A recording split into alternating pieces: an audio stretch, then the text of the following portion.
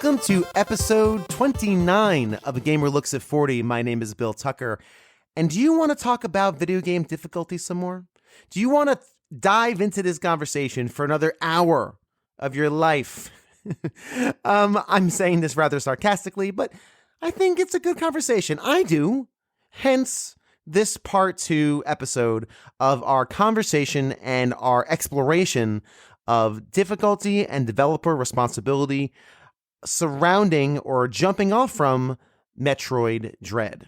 Just to give a little bit of background and context, Moses Norton, also known as the Well Red Mage on Twitter, he also runs the website thepixels.com, the-pixels.com.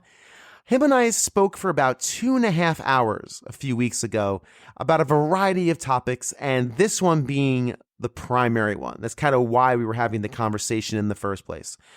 And while my intention was to take this conversation and cut it into part 1, when I did so, the episode got too long. It ballooned to 2 hours, and I can't put that out, if that makes sense. It just got too bloated. And secondly, it was a good conversation on its own. It really served as a encapsulation of my opinions, his opinions, and really touched on a lot of different viewpoints. So I felt it was a well-rounded capstone to the conversation started in part 1. So that's what you're getting today. It's Moses and I talking about these topics. A couple of notes. I will restate my opinions over and over again here. So if you listen to part 1, you're going to hear me say some of the same things. It's hard to cut that stuff out just in the course of natural conversation. And B, I can't assume everybody listens to every episode. I have to assume some people are going to jump in here, maybe not listen to part 1. It's unlikely usually, but I can't assume that's not going to happen. So I want to make sure all the thesis statements are stated and make sure everyone is kind of cool on what's going on in the conversation. So without further ado, sit back, relax, enjoy this, I think, pretty fascinating conversation about the nature of difficulty in games, accessibility settings. Are developers really responsible for what they put in games? Can they even do it given their budgets and their timelines? And a variety of other things that just spawn from this natural conversation. Time for Dreadfully Difficult, Part 2.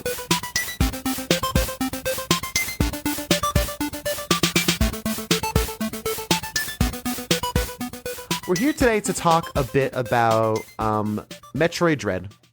And with that game conversation, talk a bit about difficulty in games. Because every time a game comes out that the populace or popular opinion deems to be difficult, the question always becomes, well, A, why is it so hard? And B, why can't the developer give us difficulty settings or sliders, make things easier, give players that kind of choice? And there always seems to be a one side or the other. And so before we get into that conversation, I'd love to get your opinions on Dread itself. You've at this point beat it multiple times. So how many times are you up to? I beat it 6 times, and my youngest is asking me to beat it again. Oh, how fun. For some reason, every day he's like, hey, are you going to play Metroid? He's 4, so he's always like, Metroid Dread? And I'm like, no, Daddy beat Metroid Dread like 100 times already. It's not going to happen. So I beat it 6 times. Twice on hard mode, a hard mode speedrun, and a normal mode speedrun. The last time on normal was just to see how fast I could get through it, and love it. It's enjoyable. The gameplay is enjoyable enough to me that even though all of its secrets, oh my gosh, I'm talking like a 4-year-old. All of its secrets have been discovered. I still want to play it and just like exist in that universe, in that game. So cool. I downloaded it last week. I got through maybe the first couple hours. I haven't gotten far. I think I've gotten far enough to kind of understand what the game is trying to do, though. I've gotten through 2 Emmy encounters and defeated them, so I kind of get what that's all about. So I have obviously have not scratched the surface as far as you have, but I've gotten far enough to where I understand what the game is trying to do or trying to say, from at least like a thesis statement almost. Like I get what this is trying to be. Right. You brought up the fact that, surprise, Metroid Dread ended up being highly controversial. Like, who had Metroid being a controversial game on their 2021 bingo card? I did not. Seriously. Yeah. You're right. So, I mean, from its price tag, $60, people are like, a 2D game is not worth $60. I don't care what game it is. You know, whether it's AAA or not. People argued about Samus mannerisms, if she's too robotic or if she's not, you know, expressive or emotive enough. There was all kinds of things. I mean, it being nominated for Game of the Year at the Game Awards. There were people arguing about how it shouldn't be qualified. It's too short. So all of these things. Wow, I didn't hear that one. Yeah, that it's the fact that it's too short. There's not enough game there. I don't. I've had a lot of interesting discussions with a lot of interested people. Interesting people. Yeah, I'm interested. Interesting. Interested. Fair. You know how it goes. So anyway, I just recently actually launched this week my critique for Metroid Dread. I took the time to write up a couple thousand words on it. Spent a lot of time discussing its placement in the series, as far as, you know, how it advances this story of Samus, and spent a lot of time drawing comparisons to Super Metroid, which I've compared to, you know, a story that draws out themes of motherhood, to now Metroid Dread, which is kind of the opposite. And I don't want to get into too much spoilers there. My critique is a spoilers critique as well. So leaving that aside, I did have to critique its difficulty. Stepping back a bit further, again with the subculture wars, when I beat it on hard mode and almost beat it within 3 hours, it was 3 hours and 15 minutes. I put out a tweet that said, Metroid Dread does not need an easy mode. Right. I remember that. Yeah. Yeah. Oh, yes. A lot of people remember that. That eventually led to me deactivating my account for the weekend, which was actually a really good weekend, dude. Like, I went up to a lake with my family. I didn't pull my phone out at all. It just kind of existed disconnected. I always, when people are like, man, I need a break from social media, I'm always like, by all means, take a break from social media. It can be extremely exhausting. I think especially for content creators, if you don't like that term, especially for creators of any sort, it can be exhausting trying to build a community, trying to promote your content, whatever shape or form that takes. And then dealing with people that you don't know at all. I mean, people come out of the woodwork and will accuse you of this or that. So merely discussing this subject, merely asking the question, and I knew what I wrote. I mean, obviously that tweet it's a short, curt tweet that is designed to incite a reaction. What I did not do properly is direct that conversation to be a conversation about difficulty.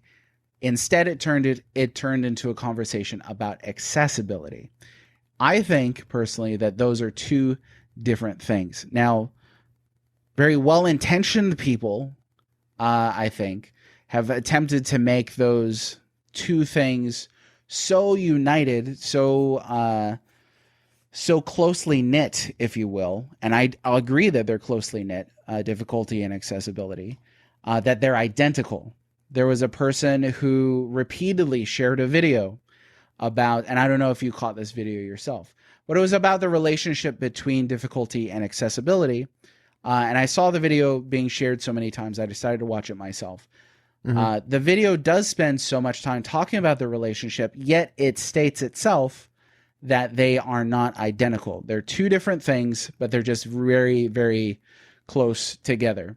So I think that one of the difficulties with social media is it's very hard to have a conversation about really nuanced subjects, about really delicate subjects. It's easy to, get into an argument and then start throwing around words like ableist, start throwing around all kinds of insults and name calling and things like that. And unfortunately, I mean, and that's my mistake. It was my thread. I should not have let that happen. I let it turn into a conversation on accessibility and let people accuse me on those things when it should have just stayed on a conversation on difficulty.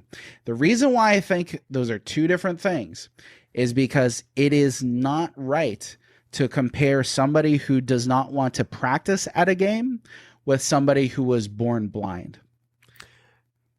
That is a very interesting point, because the way you're phrasing that is, I think I agree. I think they are different, because I phrase it, it's like flip it upside down. No, I kind of flip it. It's like basically saying the same thing, but I flip it the upside down. It's like, I can't tell someone who's colorblind get more colors in your eyeballs. Like, but you could tell somebody who is not to play the game more. Right. You can tell, but someone can say, hey, you can work at this and improve at this. However, there are sometimes limitations to what a person can do. Exactly. That they may not be able to. So at the end of the day, you don't know. Right. Which is why I think it's a fuzzy line. Right. But I don't think there is a one-to-one equation. No. And those are two, we're picking two examples out of thin air. And again, we're picking two hypothetical examples out of thin air. Because we're not talking about specific individuals. We're talking about specific ideas, specific concepts. That was another thing that I tried to raise, is that, we're talking about hypothetical situations, essentially. We're making hypothetical comparisons. I don't think by making hypothetical comparisons that either person is saying people who have these limitations do not exist. Absolutely not. Right. But the moment that you say, but what about somebody who's colorblind? Now you're talking about accessibility. Yes. The moment you say, but what about somebody who has a difficulty with their motor skills? That becomes an accessibility question. When you're talking about somebody who does not have enough time to play the game, or just does not want to play the game. So some people that I talked with were just like, well, the game should just have the ability to skip all the bosses because I don't like bosses. That's like, Bill, how is that an accessibility issue? Well, no, that's just somebody who doesn't like bosses. Right? That's a personal taste that they would like to have catered to. Right, because they say, I typically struggle with bosses. Now, I think that Metroid Dread, being this kind of interesting modern retro game, really relies on the player having time to practice. When I first played Metroid Dread, it was freaking hard. I was easy. Had the hardest time getting through like parries and landing, hits and counterattacking at the exact point and aiming in all these different directions. When I got through the game and came back and replayed it from the beginning, I played like a pro because I had all that time to practice. Right. Now, I get some people do not have that time to practice. When we saw this with journalists who were saying that the game was too hard, I get it. Their job demands that they play through games quickly, that they play as many games as possible in order to reach specific deadlines. Right. That's another issue as far as like I think critique has to take time. Like you have to spend time with these games. Metroid Dread is a game you have to spend time with in order to get better at. It's just the nature of how human beings work. We practice something. If we do something enough times, we just get better at it normally, automatically. I don't want to speak for everybody on the planet. But that's just how our brains work. For the most part, that is, I mean, everybody has their limits, right? That we don't know about, of course. But you're right. By and large, if you do something more often, you will eventually get better at it. Right. And not to get into a side digression on journalism. No. And I just bring that up entirely just to say that it's people that just don't have time to spend with the game. Right. Of course. And that's nobody's fault. I mean, it's not like I would say if somebody's working 50, 60 hours a week and they can't have time to play this game, that's not the game's fault. That's not the person's fault. That's just a fact of reality. Right. So kind of turning it back onto Metroid Dread then, I don't write as many, I haven't written many reviews for your site as I'd like to. It's just the show has been taking up so much of my time. It's just there's only 24 hours, right? But I would like to get back to doing a little more writing for y'all. You're always welcome. But thank you, I appreciate it. Whenever I did do those reviews, challenge or difficulty was always one of the 8-bit metrics, right? And I always look at that as not difficulty, because as we've kind of stated, difficulty can be very subjective. What's easy for me is impossible for my son, right? It's just subjective. That's just what it is, right? But I always look at it as fair. Fair, I think, is a little more quantifiable. You can actually quantify fair a little easier than I think you can difficult, easy or hard. Yeah, I think that what we need to admit is that difficulty or challenge, we're using as layman terms, because we're not ludological scientists or anything like that. But one of the difficulties with studying games and talking about games is there's no authority to appeal to. Really, I mean, people appeal to Wikipedia. It's like, what are you doing? Like they cited a blog from like 20 years ago. Look at your citations. One of the difficulties with not having authority is there's no set definitions. I mean, we have slangs, we have terms that I think are subcultural, and are used by various communities in different senses. And I think difficulty in a broad umbrella sense is exactly like that. You mentioned difficulty as fair, and fair versus unfair. What is that? What does that mean? That is absolutely worth breaking down. What the video that I mentioned earlier discussed is difficulty as barriers. That games do not have difficulties. Games have barriers. To my perspective, that just takes the conversation one step backward, not in a negative sense, but it just removes the discussion from sort of an umbrella sense to one step backward to a more, again, the macro versus the micro sense. So with everything that we've discussed tonight, the gnosis, the experiential knowledge, with now challenge, and you're talking about like people's experiences are different, and that's where subjectivity comes in. People will say nobody experiences the universe in exactly the same way, and that's absolutely true. But the fact that you and I are communicating based on shared, agreed upon sounds that mean specific things means there's some sharing of objective quality. There's standards. Right. There are standards of which things can be measured by. We, as separate, as subjective beings, have agreed upon certain things within society. So when we say difficulty, again, that means context. So you mentioned your child. My kids can't play Metroid Dread. I mean, they asked to, and I let them fiddle around, and they died a couple times. And, it's fine. But I don't expect that they're going to breeze through the game or beat the game in any way, shape, or form. I mean, they would need much more practice than I would, because I'm an adult. There's a context there. I'm an adult, not just an adult, but I'm an adult who's been playing games for 30 plus years versus them who they're not even 30. So context is I think real important for that. And I want to flip a question on you, Bill. When you say fair versus unfair, like, what do you mean? What does that mean? As far as, say, draw like a specific mechanic from a specific game if you can, or if not, give us a hypothetical. So I would say I probably have to give it a hypothetical, because I think as you're talking, I was taking notes, because I think there's another side of this I want to discuss that may also lend more to what difficulty would be. But I see fair is this challenge in this particular game constructed in a way where the majority of people could complete it with a reasonable amount of aptitude. Does it average out to, okay, for example, let's say there's a platforming game.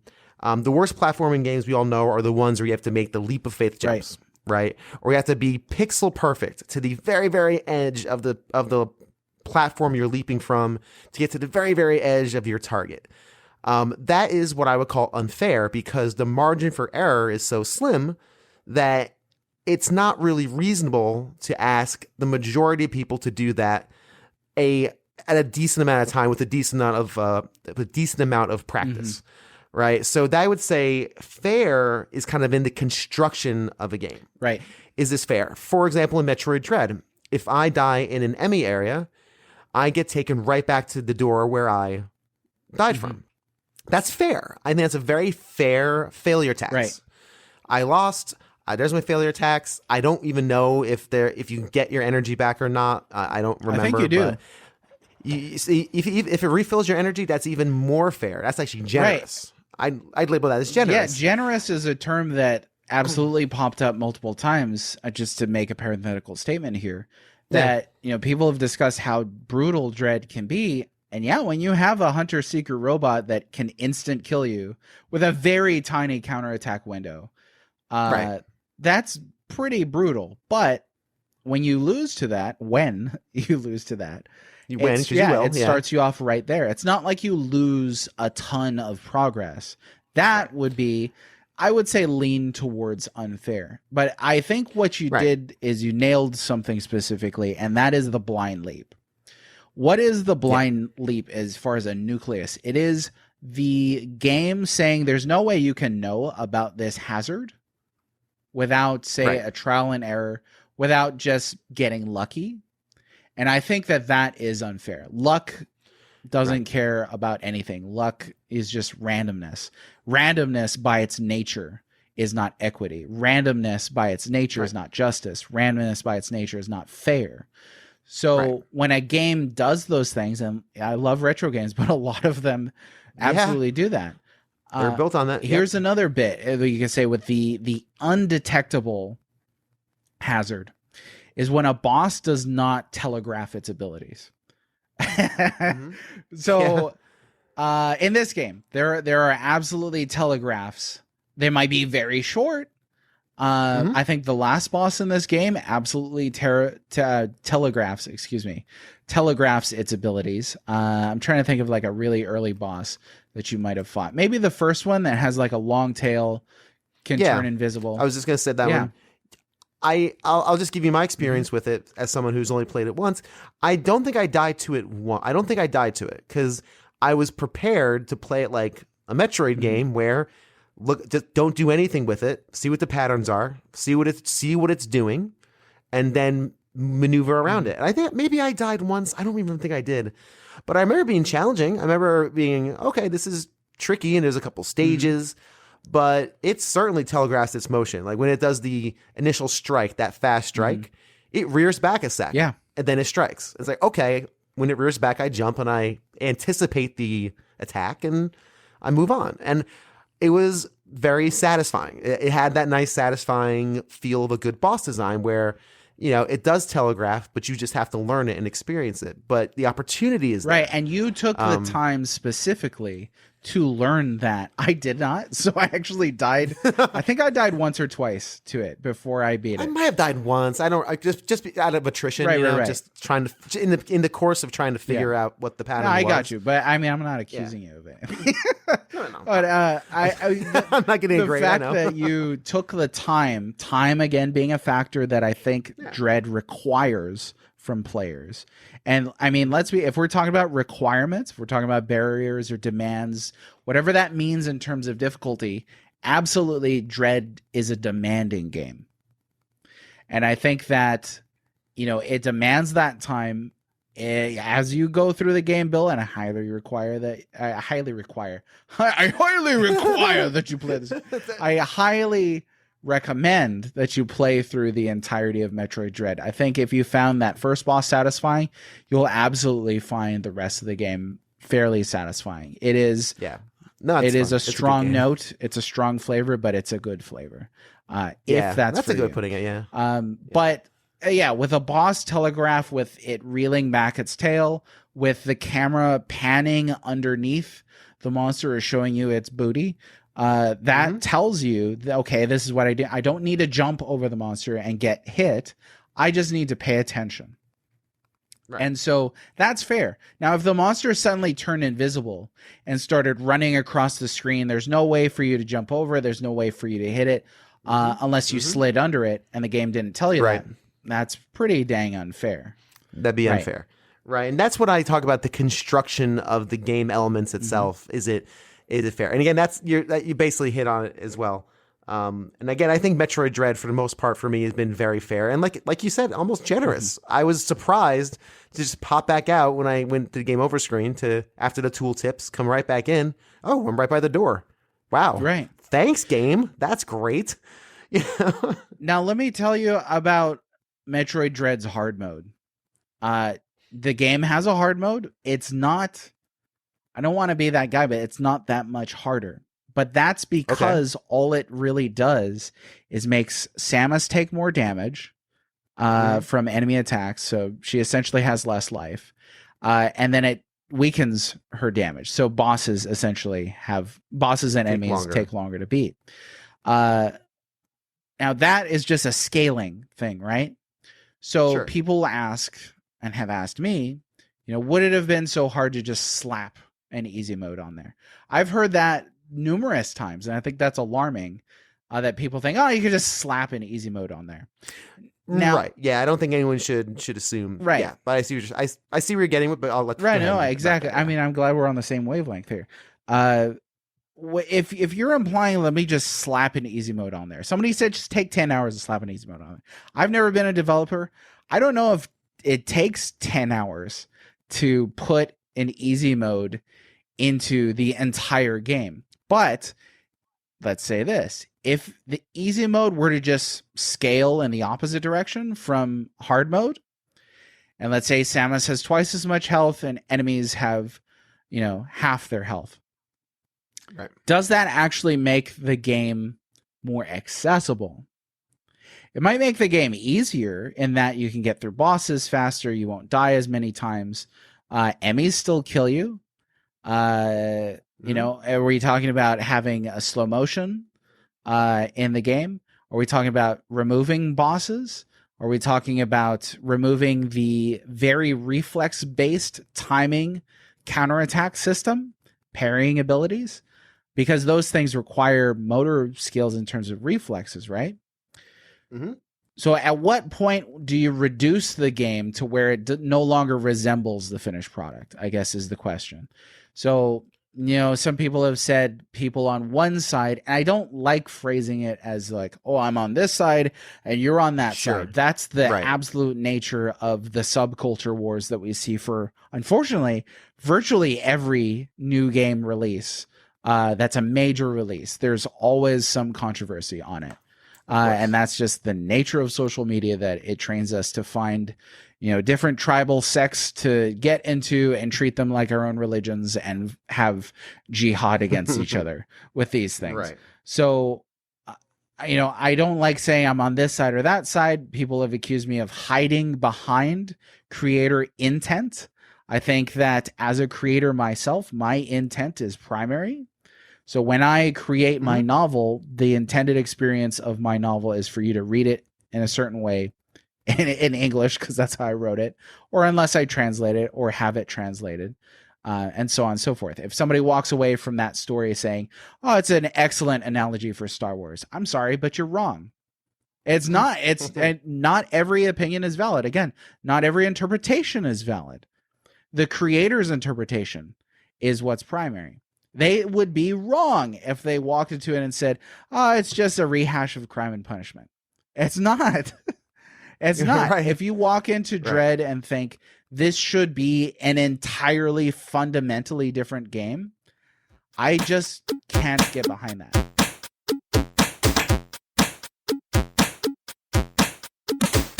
One of my favorite aspects of doing this show is the interaction I have with the people who listen and just the cool things I discover along the way. And I have a bunch of really cool podcasts who follow me on Twitter, and I try to do the same. I try to reciprocate.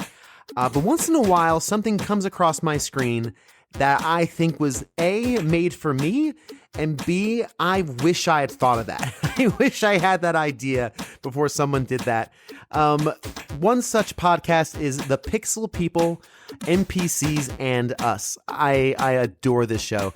Host Amelia, also known as Firewriter, and a rotating cast of co-hosts takes listeners on fascinating deep dives into the character of some of our favorite video game NPCs. Their motivations, their arcs, what makes them tick, and what makes them special. Highly recommend starting with her exploration of Celis from Final Fantasy VI, mostly because I'm a big fan. She's my favorite in that game, so it just spoke to me. Along with her discussion on Morden from the Mass Effect series. Both are, frankly, enlightening. I'm also looking forward to listening to her recent episode on Desdemona from Fallout 4. I'm almost done listening to another podcast who's in the midst of a 3-part Fallout 4 walkthrough. So this is going to be a perfect pairing when that's all done, just like wine and cheese. I mean, as somebody who loves the art of dissecting characters and just getting into what makes characters tick, this is right up my street. To check out the show, go to anchor.fm/pixel-people for all the listening options, or simply search for The Pixel People on your pod player of choice. And now, back to the show. Now, what I can get behind are accessibility options, and I don't think you and I have talked about that yet. I don't think so. So accessibility options, specific examples. One that I really like was a game called Hue. HUE, game about color. Mm-hmm. The game had built-in color blind settings so that people can adjust those and play around with those until they find something that allows them to play the game in a certain way. So I'm not I would say I'm against the just mere reduction or scaling, because scaling doesn't seem to be all that meaningful, and then mere reduction essentially takes away from the intended experience, if we're going to use that term. Whereas infusing the game with specific accessibility options is, I think, an excellent thing to do for accessibility. So all that to say, I think difficulty, I stand behind the difficulty of Metroid Dread. Accessibility options, I stand behind the accessibility options that could have been in this game, I think. What those are specifically, I think, depends on the person who is playing those games. Because again, I'm not going to presume that I know everybody's, level of ability that is playing this game. Right. I was taking some notes as you were talking, and when it comes to this concept of the easy mode, right? And in the context of Metroid Dread, because that is the big game now that's being talked about and what we're talking about. I think it's very interesting when you discuss what could you do to a game to reduce the difficulty. And you're right. I think a lot of people, including myself, maybe erroneously, have painted it in very broad strokes. Well, just give people more energy, or make the weapons hit harder, give the bosses less health, right? I think a couple of notes I took were developer discretion has to be paramount, because it's basically saying the developer should be, it's up to their discretion whether or not they want to do that stuff. But even if they do, it may not be enough. Right? So what may give me an advantage? Maybe it would give me a better advantage because I'll give you a very good example of this after this comment. Maybe a good example for Metroid Dread would be, I would love it if I had more health. That way I could take more hits. I didn't die as often on bosses. Everything else I'm good with. I'm good with the timing, but just for some reason, I'm just not good enough to get through the boss in a way that makes me happy. Or increases my enjoyment of the game per se, right? But maybe that doesn't help somebody else. So I guess the question really is, I am usually for easy modes. I am always for easy modes, with the understanding that it's not going to help everybody. That's the key. It's not going to help everybody, and because you can't. And easy mode is not an end-all be-all for everything. It's just not. It never is, and it can't be, right? But I do think that it would be nice, and this is another side of it too, is I don't think a developer should be beholden to do this. No developer should be forced to do an easy mode or a hard mode or any mode, right? Normal, I would think that the normal should be the director's initial intent, their vision. Easy, or if it's a slider, or if they, sports games get crazy with their sliders, you can change everything in a sports game. It's crazy, right? Or if it's a simple easy mode, and again, disclose what that easy mode does, I think is good. Gives Samus 25% more health and increases reaction time by 0.25 or whatever, right? Little edge for easy mode. Now, again, that may not help a lot of people, but it may help somebody.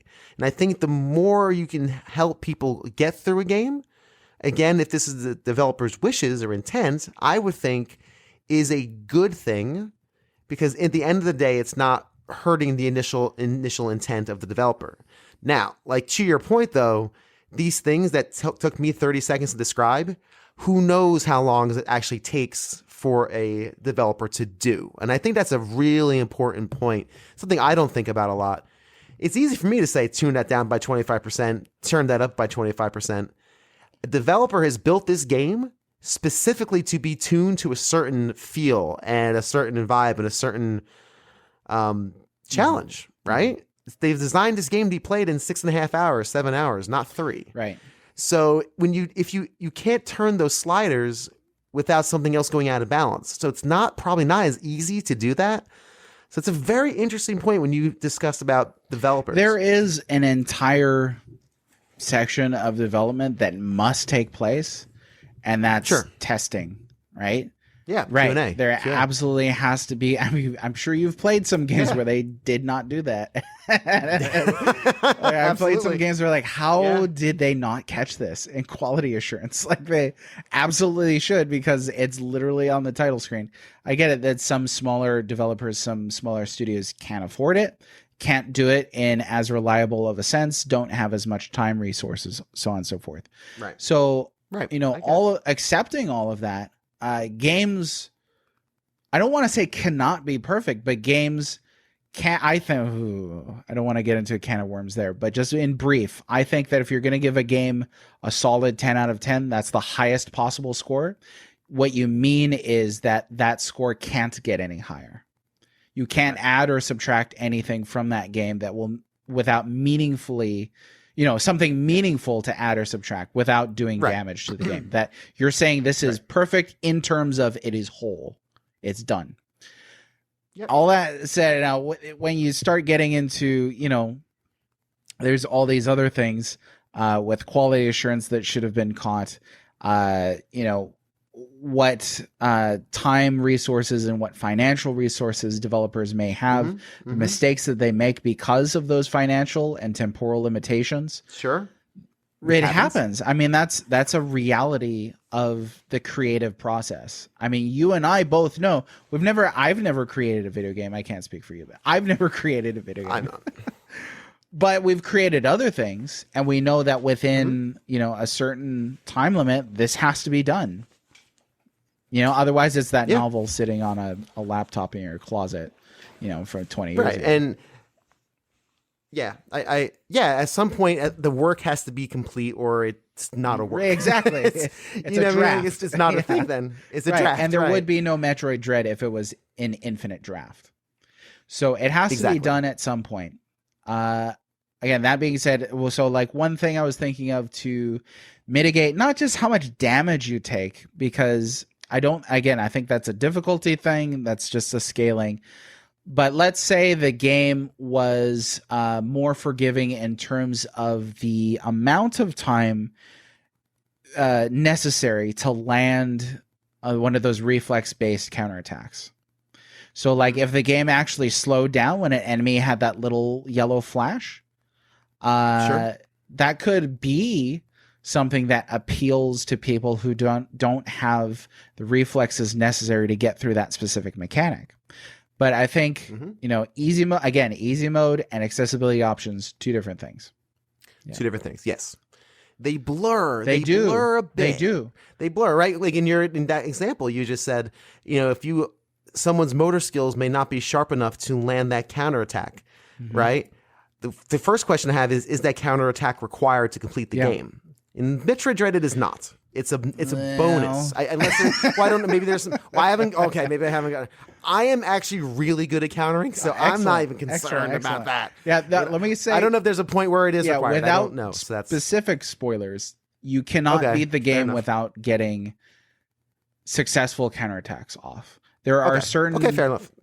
There are certain encounters that downright require it to happen. Okay, I probably haven't reached those, and that's fine. I mean, again, like what we discussed earlier, I can't expect you to know this entire game.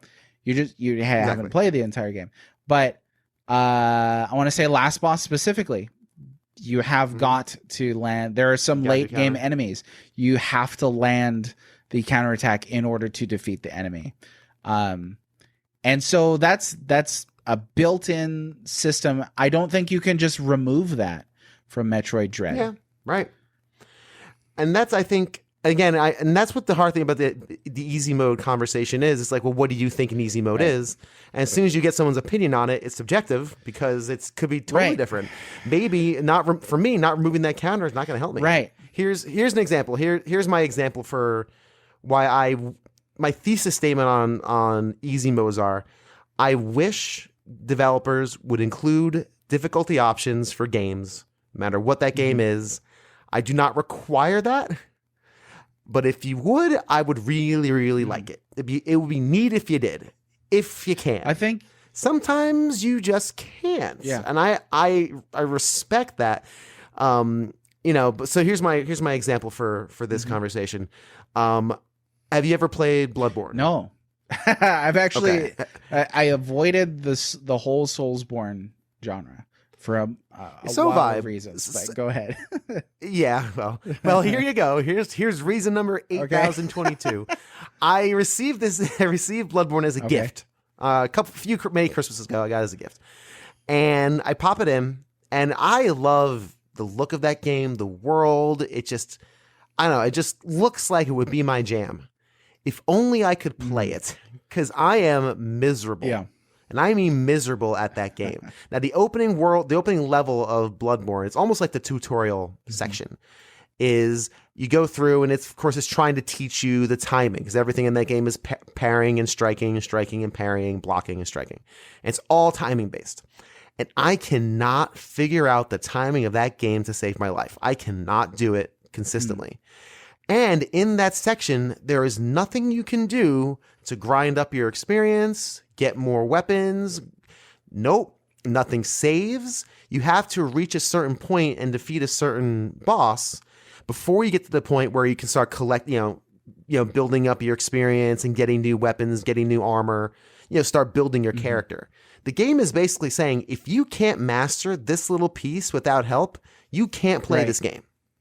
And I've done it twice. This is not an accurate count. I think I did like 6 hours the first time, and I tried for another 4 separate. So I tried 10 total hours of game time. I can beat certain indie games, beat whole games in the time it took me to get through this one section of Bloodborne.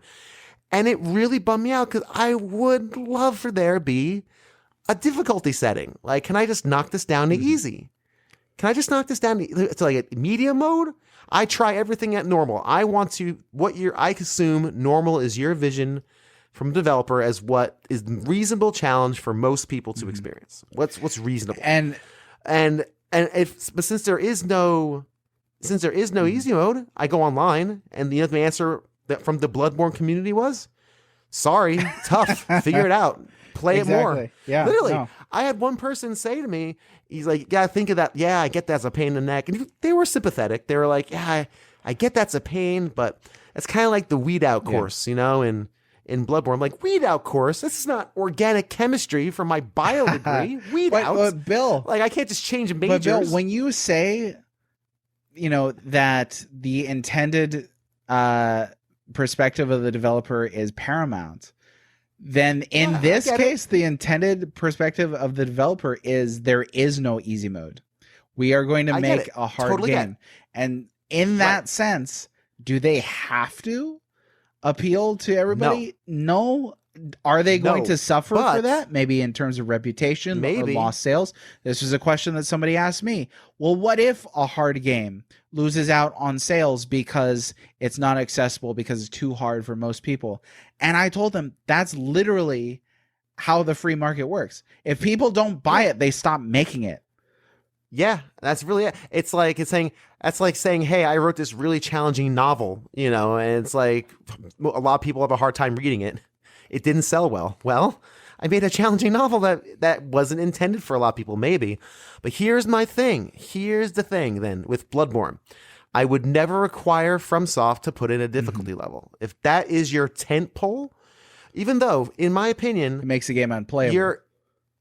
It makes it unplayable. For me, it's unplayable. But it's also preventing those who cannot conform to your challenge level.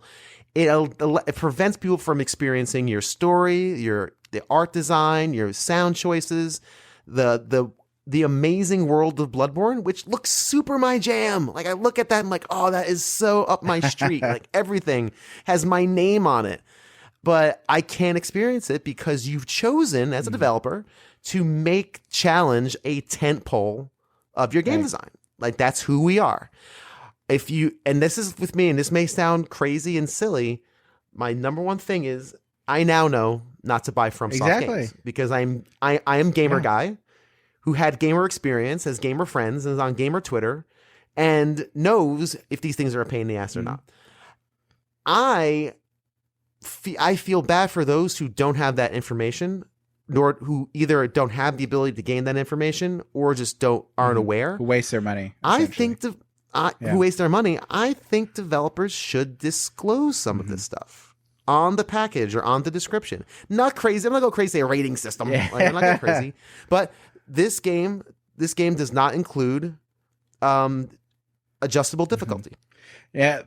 Boom. Now you know. So when a parent someplace, looks at the Amazon wish list and sees Metroid Dread on there, and looks at little Johnny who's 10, and says, oh, that's cool. He can play that game. Sure. Buys it for little Johnny. Little Johnny's playing it on Christmas Day. He's getting murdered by Emmys left and right. Can't get through the damn thing. No recourse to change his difficulty, make it a little easier, a little harder.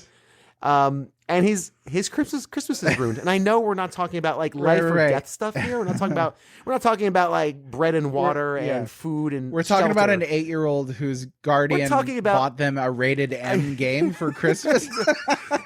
Is it rated M? Bloodborne. I thought we were talking about. Oh no, I'm talking about Dread. Dread is T for if you bought Blood. I was like, I mean, this is a hypothetical situation. It could happen. I'm sorry. No, I was saying Metroid Dread. I was saying Metroid Dread. But anyway, like bought Metroid Dread because she saw but the idea is that the parent or guardian they don't know what Metroid Dread is. They see a game in the Amazon wish list catalog and says, oh yeah, cool, that's fun. His Christmas is ruined. And it's a waste of money. And yes, again, I know this is like very minor problems, like you're fond of saying, is these are consumer. This is for entertainment. These are luxury things. Yeah, we're talking about. These are not life and death things, right? This is not. So obviously, I wouldn't want to see like someone being legislated to do this. I think that would be the last thing I would want to see. That's outside the bounds of anybody. But I think you should at least disclose it, especially accessibility. This game does not include accessibility for color or includes colorblind options. That's awesome, right? That'd be great for someone to know. Oh, hey, my best friend Joey, you'll hear him on the show all the time. He's colorblind. Like he cannot see a lot of colors, and he's had experiences in his life playing games that were all, hey, hit this color button to make this thing happen. And he can't do it, and he has a really hard time. Let me ask you a question on that. Going back to Bloodborne, if Bloodborne had colorblind accessibility options, would that make the game easier for you? Well, no, the game is basically black. Well, I mean, for one thing, but like, let's say for some bosses, like before they die, they're like, oh no, hit this red shiny bit. Don't hit the blue shiny bit, or I get all my life back. Something like that, right? So those specific accessibility options are geared towards certain audience members, right?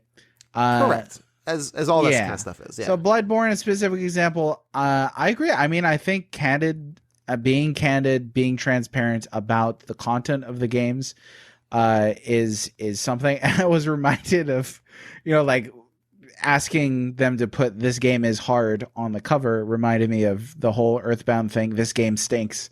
Marketing. Where it's like, I don't know if that hit quite really. Yeah, I mean, and again, it's not saying harder, because again, challenge is subjective. Right. So again, what's easy for me is I think hard you would for need some else. kind of standardization for that. A little bit, yes. Not necessarily ESRB level, but some kind of grading says like this is rated. Like how they rate jalapenos, right? We're like, this is 10 Scoville units compared to like 5. We need the gaming version of Yeah. Scoville units. Yeah. Is that where I would actually say even soften it even more and just say, like I was saying before, this game does not have adjustable difficulty. Right. You know, like because you're basically saying this is geared to what you get is what you get here. So if you purchase this game, there is no opportunity in the game to make this easier or harder. You get what you get. Right. And this is absolutely where there's a benefit. I mean, so, you know, not to sound like an old man, but we have been deriding and complaining about the modern era, myself, certainly. And the one good thing about, well, not the one good thing, but one of the good things about the modern era of gaming is that you don't really need to make uninformed opinions or uninformed purchases. I beg your pardon. You don't really True. need to make uninformed purchases because before the game even launches, you typically, especially for big games, you typically have an array of reviews and critiques and gameplay footage that you can consult to know. Now we know FromSoft has a reputation. Right. Reputation. But right. So right. I know. So, and that kind of harkens to another thing that I encounter frequently. And I think that this is like such a common refrain that it's like people read it on a bathroom wall and they're like, oh, that must be true. And that is when people are like, well, what if somebody just wants to play it for the story? What does that mean, Bill? I mean, if somebody asked, and somebody told me this, well, what if somebody wants to play Metroid Dread for the story? I mean, people can want anything. What if people just want to play Metroid Dread because they got the hots for Samus, so they don't want to see anything else? They just want Samus. Does that mean the developer has to take everything else out of the game just to make a Samus dating simulator because that one person wants it? I think that at a certain point, and I'm not talking about accessibility options, okay? Because there are real people living with real issues that they're dealing with. I'm not talking about hypothetical stuff, but I think that consumers can be extremely demanding. You haven't done that tonight because you're awesome, but a lot of the people that I talk with can be extremely demanding. If you say, you know, can't I just play Metroid Dread for the story and skip all the rest of it? Skip the game? Then what are you playing? You're playing a movie. And they have those. I was gonna say, you can go on. You can go on YouTube and watch a playthrough. If you want the story, just go and watch a Let's Play. Those can be out by day one sometimes, or you can watch somebody stream the game live. You can see their reaction while they play the game for you. Let's Plays and walkthroughs and cutscenes being lifted. I watched the entirety of Metal Gear Solid 4, Guns of the Patriots, several years before I actually played the entire game. So I got the story. I knew exactly what the story was. I didn't get the gameplay because I didn't have the system, but I got the story. So I really think that that is not a disingenuous, because I think that people say it, you know, really meaning well, because it's a shorthand. I think it's a shorthand kind of thing. I think when people say I want to play it for the story, it's a shorthand for and this is the kind of term I was kind of working my way up to when we're talking about fair. The other side of challenge is also friction. And I like friction. Frictionless experience is what people want. They want to just, and this is not a knock. One of my best podcasting buddies, Mr. Mike Alberton of Games My Mom Found, love the man. He is a good egg. He will take every cheat in a game he can. He plays it on easy. He plays a lot of games for his show. He plays one game a week. He has to get through them fast. And even if he didn't do it for the game, he still likes it easy. He doesn't like friction. He wants to slide through the game and get them done as fast as he can and move on to the next, which is fine. It's not a knock. It's how he wants to play. It's how he enjoys playing games. If that's what brings him joy, then listen, I have no complaints about it, right?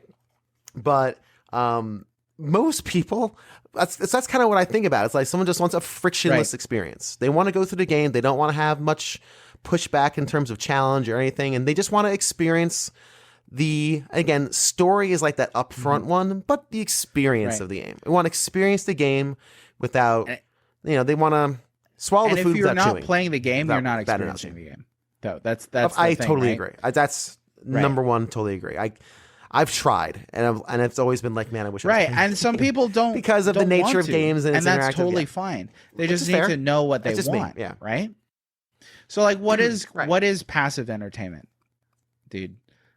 Well, passive entertainment is nearly anything that's not games, basically. Well, I mean, like, let's say like readings work, right? I mean, it can certainly feel like work, and you need a Okay, I grasp of think I see what you language get in here, order yeah. to, get through this stuff, and you don't want to be dragging out dictionaries and things like that. I think when like really passive form of entertainment is music. You don't even need to watch anything. Like, it uses literally one sense. I have some very I won't say poetic. I have very strong opinions on the nature of music as art, and I think actually, total digression. This will go into a side quest somewhere. I think music is the most purest art form because it only requires one sense. It requires one sense, and there's no prerequisite to enjoy it. Now, like you don't. I could listen to like an amazing cumbia or a samba and not understand a word of Spanish. But man, I can still ingest that. Like, there's nothing better for me, and I don't do it enough. Like, sit with some good headphones, close my eyes, and just listen to music. Now, like I don't want to throw this on you better. and be like, okay. well, deaf people enjoy music too. It's different. They do, right? They feel the music. I worked with individuals who had the degrees of hearing impairments. One individual I worked with, he listened to music on his phone by putting his hand on his phone. And that was how it worked for him. Loved it. Love that. So, we're talking about these things, again, in general senses. The difficulty with that you frequently encounter is when somebody accuses you of being villainous because you didn't bring up every single instance in which somebody can potentially consume music. True. But that's not what I don't think that's fair to people to do that, because when we speak, we don't automatically say this is true and then this is true and list like 20 different things that are clarifiers to that initial thing. We just can't do that. There are some you can we can imply that either you're not aware of something or you just exactly. Or we can just not accuse people of being a-holes.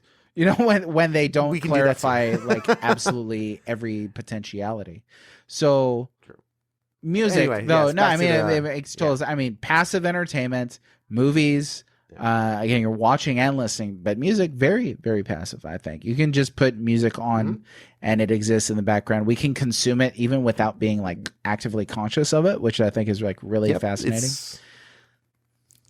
Music is best enjoyed as passively as possible. Right. Honestly, or sitting and actively, listening is. I mean, I love listening to music and driving, and just like singing.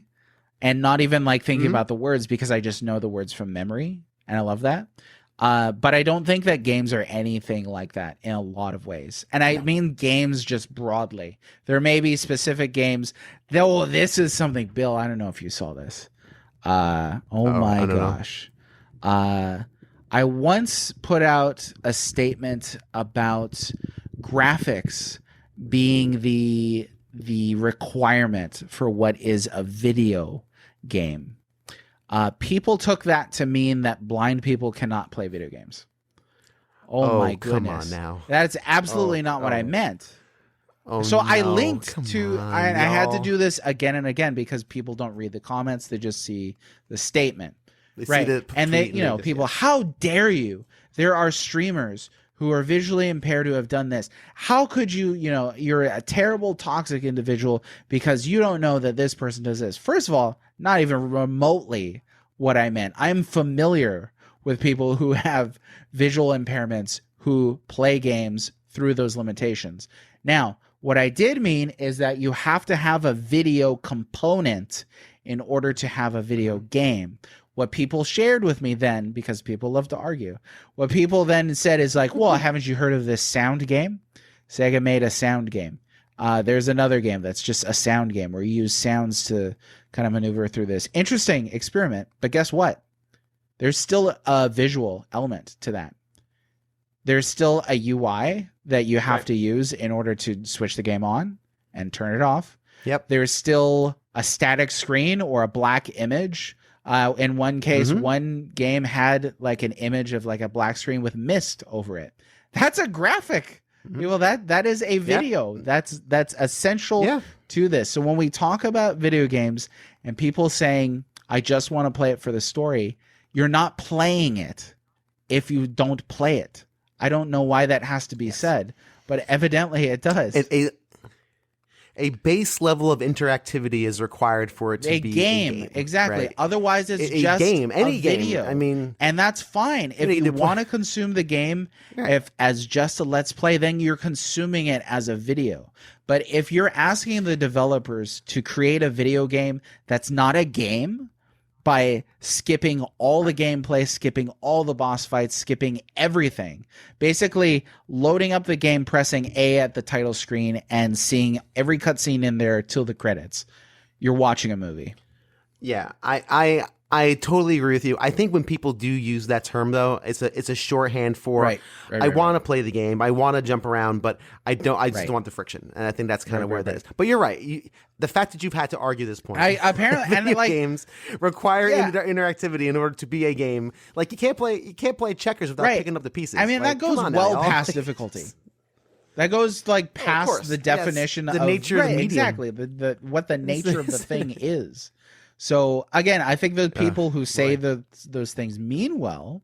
You know, what if I got that so much? What if somebody just wants to experience the game or experience the story because they don't have time? I can empathize with that. I don't have time to experience everything, but there are features in our modern world that allow you to do those things. And I would also say, though, in support of that person who says that, because again, I understand the heart behind that. You know, like I understand what you're saying. Yeah, again. My take is always, and this may be just be me being not sympathetic. I don't know, but it's just my think is always, I love when games provide easy modes. I don't often use them. One of my previous guests I was talking about it with, and he is a huge proponent of these easy modes. And the funny thing is, irony, he's the kind of person who platinum is 100% everything. He's the king of challenge. He on the PlayStation, on the PSN network, on just PS3 and PS4 and PS5, he has 269 platinums. Wow. Out of 400 games played. Like, that's what he does. That's his thing is platinuming games.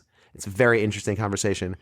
But he's also a big proponent of easy modes. And he had a friend who was playing this one particular game, and he kept banging his head against the wall on bosses. The bosses was really hard. And he almost just abandoned the game. He almost did me with Bloodborne, just abandoned it. Like, forget this. And he said to his friend, well, I'll just kick it down to easy. He did so, blew through the boss, but realized the rest of the game was way too easy now. Like, way too easy. So he just kicked that back up to normal. Gets to a boss, easy, beats the boss, back up to normal.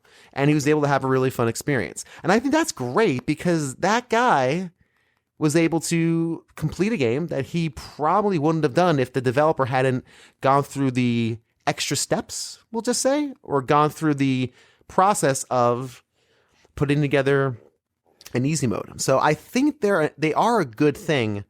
And I don't think developers need to do it, but man, I wish they did. You know what's primary there is agency. When we talk about easy mode and difficulty, settings, we're talking in broad sweeping strokes. Oh, got that confused.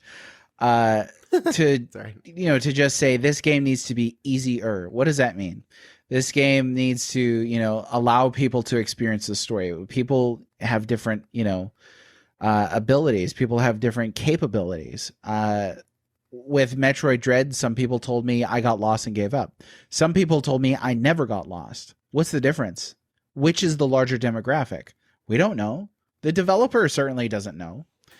But what you just described is awesome. I think that's an amazing feature when a game lets you change difficulties within the game itself, not just from the title screen on a new save.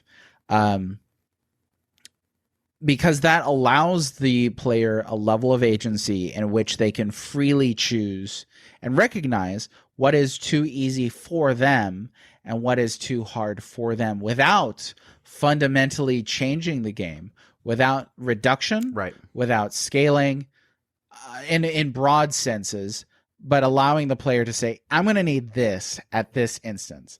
There were parts in Metroid Dread. One of the hardest battles that I fought is like this twin battle, twin boss fight. It took me forever, more times than the final boss. And I just thought it was brutal. And there was really nothing I could do about it.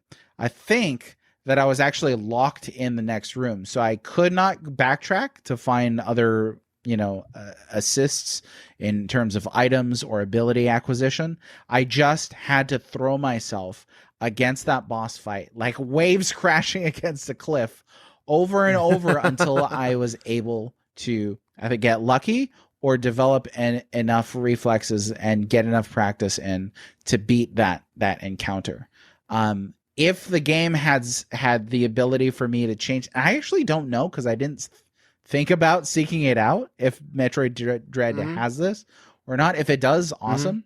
I could have used it then if you could just scale it down. Well, no, I guess not, because I was playing on normal when that first happened. That was my first playthrough. So I couldn't. There was nothing I could do about it. Now, if there was something that would let me kind of drop that down, awesome. I might have been able to get through that. Did I need to? I could have saved 4 hours. Sure. I mean, I don't know if it took that long. I'm just pulling a number out of the head. I could have saved time doing it, and that would have been amazing as a gift to me as the player. But if people get stuck on a game and they give up, especially when it's a game like Metroid Dread, I feel empathy for that. I mean, that to me is tragic. They not only spent the money, but now they can't consume the product. So yeah, it is a shame. It's a shame, right? And again, we can't make it so everybody can consume everything. Obviously, I mean, it's unless you're Nintendo and you can just Yoshi float over the entire level and Kirby float, which again is a different. Oh, I'll tell you a funny story real quick about that, but remind me to tell you a Mario Kart 8 story with my son. But it's I think if you can at least give the opportunity to reduce the amount of friction in a game. If you smooth the edges a bit for people who need smoother edges and understand that you're not going to hit everybody, because again, like I said, what does smoother edges mean for you? What does smoother edges mean for me? It's completely subjective because difficulty is subjective. I think that's actually a net good, and I think that is a good thing that games can provide to people, that just give them the opportunity to experience their games and all the other amazing things about it that game may not particularly, that challenge may be the barrier to, or that friction may be the barrier to.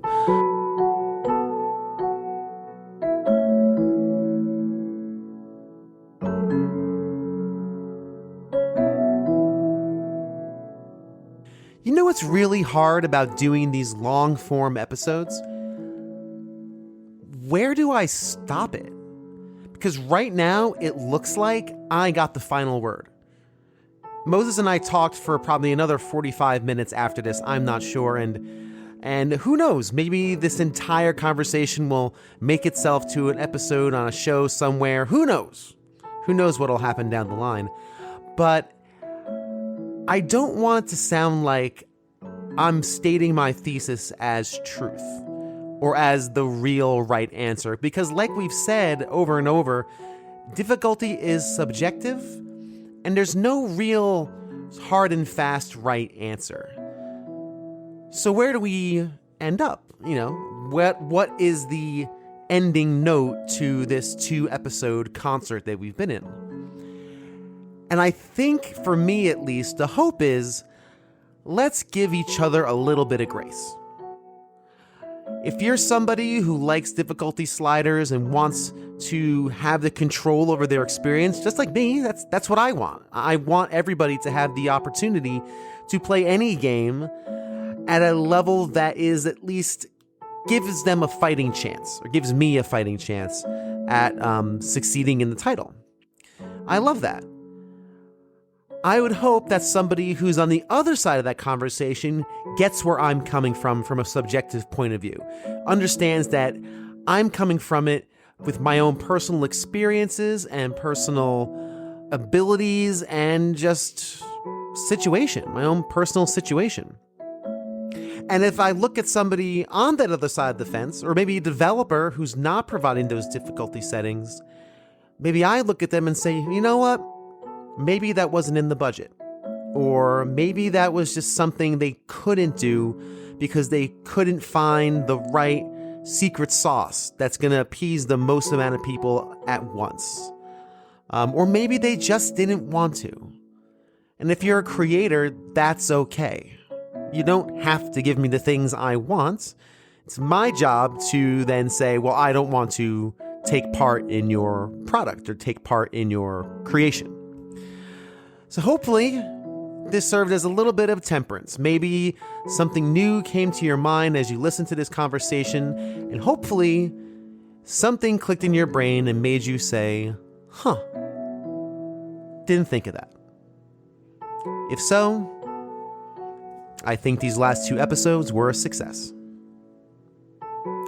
Thanks as always for listening to A Gamer Looks at 40. If you enjoyed this show, you know what the easiest thing to do is? Like easy mode? It's simple. You just go on Apple Podcasts and you leave a rating and you leave a review. And that's like putting the stars down to 1 in Street Fighter. And it was also even easier, like almost Game Genie easy. Follow me on Twitter at A Gamer Looks at 40 and tell a friend. Tell a friend. That might be next level hard. That might be medium difficulty. But tell a friend. Tell someone you know who loves retro games. Say, hey, there's this show I really dig. I think you might dig it too. That word of mouth is probably the most powerful promotion any podcast can ask for. So do that today or this week or whenever. Yeah, don't put a time on yourself. Thanks again for listening and continue staying awesome.